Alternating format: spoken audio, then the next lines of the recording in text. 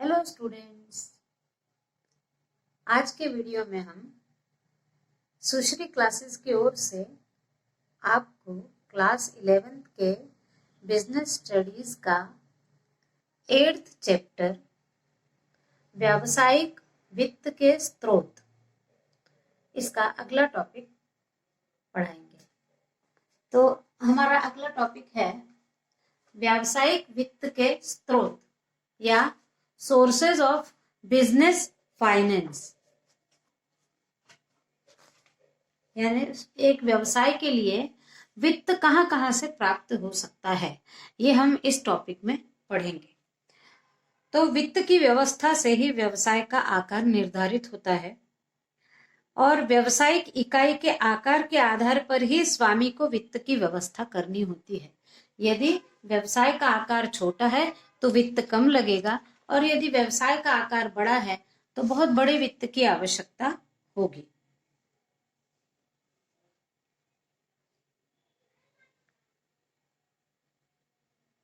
अब वित्त प्राप्त करने के किसी भी व्यवसाय के लिए दो प्रमुख स्रोत हैं।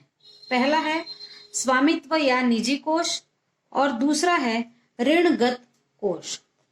तो हम देखते हैं अब स्वामित्व या निजी कोष क्या है। तो व्यवसाय के स्वामियों के द्वारा लगाई गई पूंजी एवं पुनः निवेश किए गए लाभ स्वामी कोष कहलाते हैं। यानी जिसने व्यवसाय प्रारंभ किया है उसने ही यदि अपना निजी कोष लगाया है, स्वयं का पैसा लगाया है और बाद में लाभ कमाने के बाद फिर वो उसी में पुनर्निवेश करता है, तो ऐसा कोष स्वामित्व या निजी कोष कहलाता है। इस निजी कोष की कुछ विशेषताएं हैं। पहली विशेषता है इससे कंपनी को स्थायी पूंजी प्राप्त होती है। स्थायी पूंजी का मतलब है भूमि, भवन, यंत्र, औजार, मशीनरी और फर्नीचर। ये सारी स्थायी पूंजी होती है जिसके ऊपर बार बार जल्दी जल्दी खर्च करने की आवश्यकता नहीं होती है। ऐसी पूंजी स्थायी पूंजी कहलाती है। तो जो स्वामित्व होता है वो जब अपना कोष लगाता है तो वो उसकी स्थायी पूंजी कहलाती है। फिर दूसरा है व्यवसाय का स्वामी जोखिम वहन करता है। तो जो व्यवसाय का स्वामी है, जिसका व्यवसाय है, वो पैसा अपना लगाता है और जोखिम वहन करता है।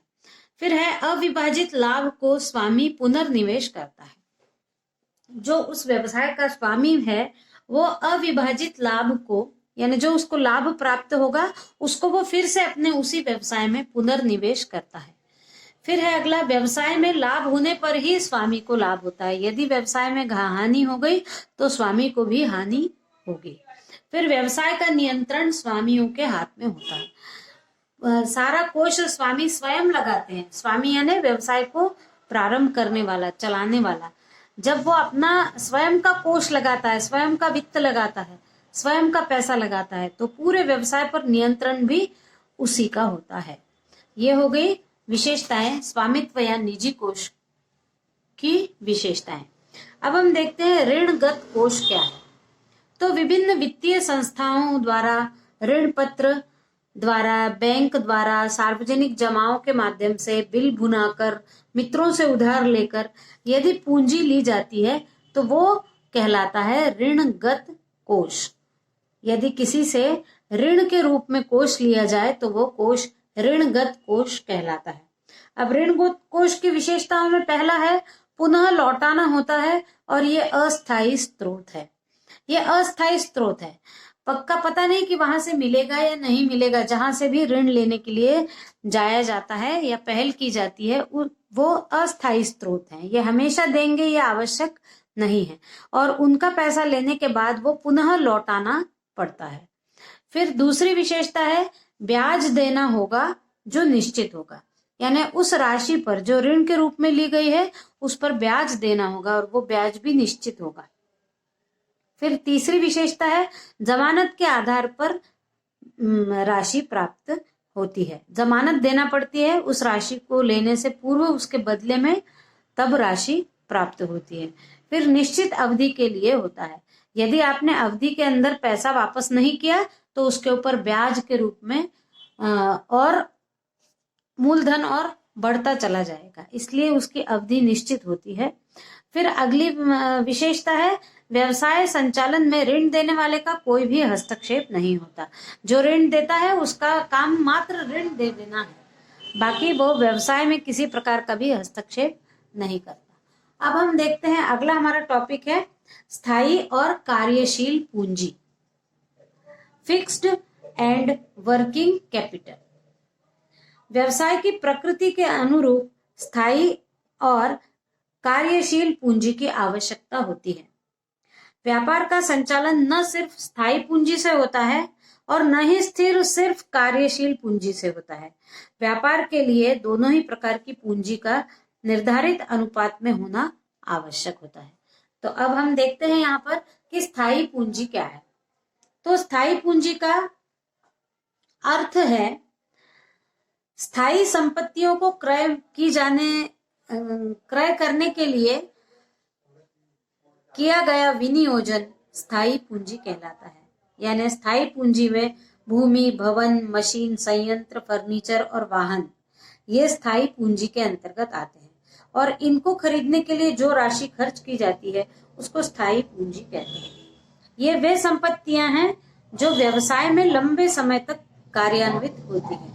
स्थायी संपत्तियों में बड़ी मात्रा में निवेश किया जाता है, क्योंकि जब प्रारंभ किया जाता है कोई भी व्यवसाय तो स्थायी पूंजी में बहुत रुपया लगता है। एक बार यदि निवेश कर दिया जाए तो उसमें परिवर्तन करना कठिन हो जाता है। अब स्थायी पूंजी के दो प्रकार हैं। पहला है वास्तविक स्थायी पूंजी और दूसरा है अवास्तविक स्थायी पूंजी। तो वास्तविक स्थायी पूंजी यानी भूमि, भवन, यंत्र, औजार, मशीनरी, फर्नीचर, इन सब में लगने वाली पूंजी, वास्तविक संपत्तियां जो होती हैं वो वास्तविक स्थायी पूंजी कहलाती है। इसमें विनियोग की गई राशि को वास्तविक स्थायी पूंजी कहते हैं और ये स्थायी वास्तविक पूंजी को देखा जा सकता है, यानी दिखने वाली होती है वो पूंजी कि हमने वो पूंजी जहां खर्च की है उन उत्पादन के साधनों को हम देख सकते हैं। और फिर दूसरा है इसमें अवास्तविक स्थायी पूंजी।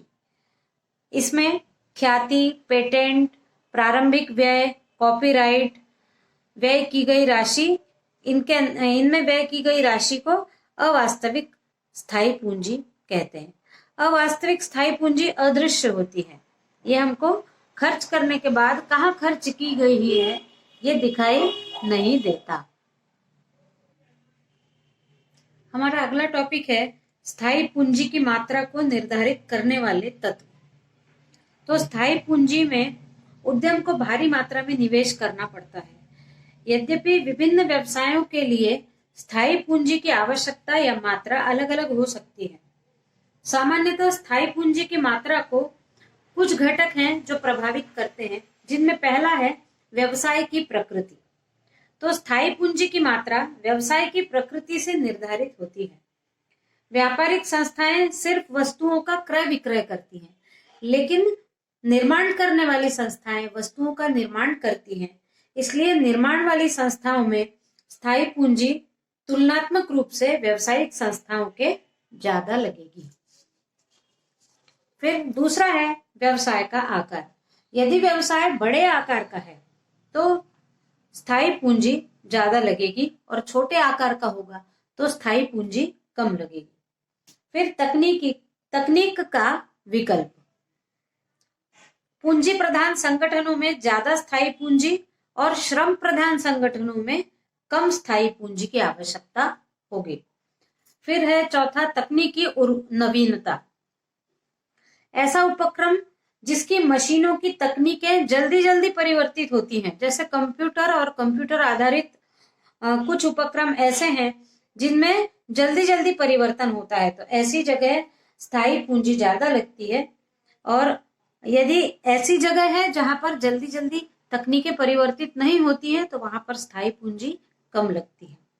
फिर है आपसी सहयोग। यदि दो या दो से अधिक व्यवसायिक उपक्रम एक दूसरे से जुड़े हुए हैं और एक दूसरे की संपत्तियों का उपयोग करते हैं तो वहां स्थायी पूंजी की आवश्यकता कम होगी। फिर जटिल उत्पादन प्रक्रिया। यदि कहीं किसी व्यवसाय की उत्पादन प्रक्रिया जटिल है तो वहां पर अधिक स्थायी पूंजी लगेगी, और सरल है तो वहां पर कम स्थायी पूंजी लगेगी। फिर अगला है स्थायी संपत्तियां प्राप्त करने का ढंग। स्थायी संपत्तियां जो भी ली जा रही है, जैसे फर्नीचर है, मशीन है, भवन है, यदि वो किराए की ली जा रही है या किस्तों पर ली जा रही है तो कम स्थायी पूंजी की आवश्यकता है। लेकिन नई संपत्तियां खरीदी जा रही हैं तो अधिक स्थायी पूंजी की आवश्यकता है। फिर है अगला वितरण नीति। यदि उत्पादक सीधे उपभोक्ताओं को विक्रय करता है वस्तुओं का तो स्थायी पूंजी ज्यादा लगेगी। इसके विपरीत यदि उत्पादक ने थोक व्यापारी और फुटकर व्यापारी के द्वारा विक्रय की स्थिति की तो वहां पर कम पूंजी लगती है। इस वीडियो में बस इतना ही। Thank you.